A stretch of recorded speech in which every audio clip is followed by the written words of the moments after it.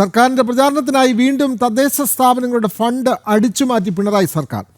സംസ്ഥാന സർക്കാർ നടത്തുന്ന വികസന സദസ്സിൻ്റെ ചെലവ് തദ്ദേശ സ്ഥാപനങ്ങൾ വഹിക്കണമെന്നാണ് ഉത്തരവ്. തെരഞ്ഞെടുപ്പ് മുന്നിൽ കണ്ടുള്ള പരിപാടിക്കായി തദ്ദേശ സ്ഥാപനങ്ങൾ പൊടിക്കേണ്ടത് 22.66 കോടി രൂപ. ആവശ്യമെങ്കിൽ നവകേരള സദസ്സ് മാതൃകയിൽ സ്പോൺസർഷിപ്പ് കണ്ടെത്താനും നിർദ്ദേശമുണ്ട്. ജനം ബ്രേക്കിംഗ്. നവകേരള സദസ്സ്, കേരളീയം, വൃത്തി കോൺക്ലേവ്, എൻ്റെ കേരളം, വാർഷികാഘോഷം എന്നിങ്ങനെ കോടികൾ പൊടിച്ച് സംസ്ഥാന സർക്കാർ നടത്തിയ പ്രചരണ മാമാങ്കങ്ങളുടെ കൂട്ടത്തിലേക്കാണ് പുതിയ പരിപാടി. സെപ്റ്റംബർ 20 മുതൽ ഒക്ടോബർ 20 വരെയാണ് സംസ്ഥാനത്തെ എല്ലാ തദ്ദേശ സ്ഥാപനങ്ങളിലും വികസന സദസ്സുകൾ സംഘടിപ്പിക്കുന്നത്. സർക്കാരിന്റെ വികസന നേട്ടങ്ങൾ കോർത്തിണക്കുന്ന വീഡിയോ പ്രദർശനം, പവർ പോയിന്റ് പ്രദർശനം തുടങ്ങി പതിവ് പുകഴ്ത്തലുകളും തദ്ദേശ തെരഞ്ഞെടുപ്പ് പ്രചാരണത്തിന്റെ തുടക്കമെന്ന് വിളിക്കാവുന്ന പരിപാടിയുടെ ഭാഗമാകും. പാടിപ്പുകഴ്ത്തുന്നത് മുഖ്യമന്ത്രിയെയും സർക്കാരിനെയുമാണെങ്കിലും ചെലവ് മുഴുവൻ തദ്ദേശ സ്വയംഭരണ സ്ഥാപനങ്ങൾ തന്നെ വഹിക്കണമെന്നതാണ് ഉത്തരവ്.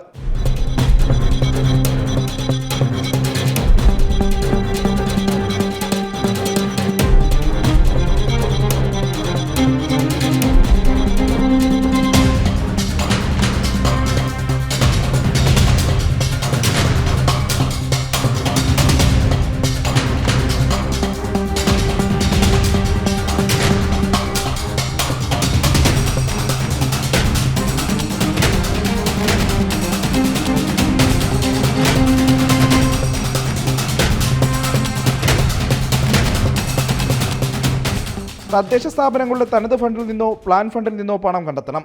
പഞ്ചായത്തുകൾ 2 ലക്ഷം, മുനിസിപ്പാലിറ്റികൾ 4 ലക്ഷം, കോർപ്പറേഷനുകൾ 6 ലക്ഷം എന്നിങ്ങനെയാണ് ചെലവഴിക്കേണ്ടത്. സംസ്ഥാനത്തെ 1200 തദ്ദേശ സ്ഥാപനങ്ങളും കൂടി സർക്കാരിനെ പുകഴ്ത്താൻ ചെലവഴിക്കേണ്ടത് ആകെ 22.66 കോടി രൂപ. ആവശ്യമാണെന്ന് തോന്നിയാൽ നവകേരള സദസ്സ്, കേരളീയം മാതൃകകളിൽ സ്പോൺസർഷിപ്പ് കണ്ടെത്താനും നിർദ്ദേശമുണ്ട്.